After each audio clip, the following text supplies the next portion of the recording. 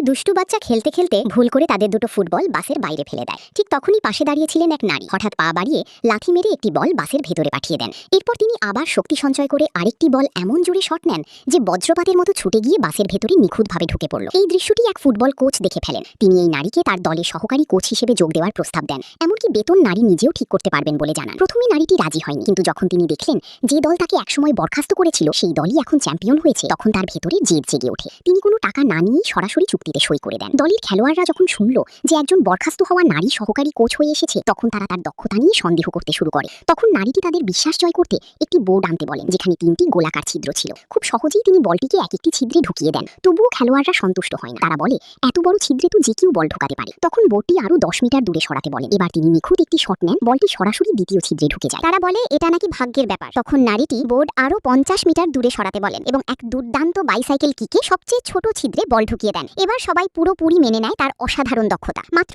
অর্ধ মাসের প্রশিক্ষণে এই তৃতীয় সারির দলটি একের পর এক ম্যাচ জিতে দক্ষিণ প্রদেশ ফুটবল লিগের সেমিফাইনালে পৌঁছে যায়। সেখানে তাদের প্রতিপক্ষ ছিল অপরাজিত পিলি ক্লাব। ম্যাচের শুরুতেই 5 মিনিটে স্টারফায়ার দল একটি গোল করে এগিয়ে যায়, কিন্তু এরপর প্রতিপক্ষ চাপ বাড়ায় এবং তাদের আর কোনো গোল করতে দেয় না। আসলে সেই নারীর পুরনো মালিক গোপনে স্টারফায়ার দলের এক কর্মচারীকে কিনে নিয়ে তাদের কৌশল ফাঁস করে দেয়। পরিস্থিতি বুঝে নারী সহকারী কোচ দ্রুত কৌশল বদলে দেন এবং খেলোয়াড়দের গোপনে অনুশীলন করা বিশেষ কৌশল ব্যবহার করতে বলেন। দ্বিতীয়ার্ধে দলটি দুর্দান্ত কামব্যাক করে একের পর এক গোল দিতে থাকে, কিন্তু প্রতিপক্ষ দল ফাউল করলেও রেফারি কিছুই দেখে না, উল্টো প্রতিবাদ করায় প্রধান কোচকেই হলুদ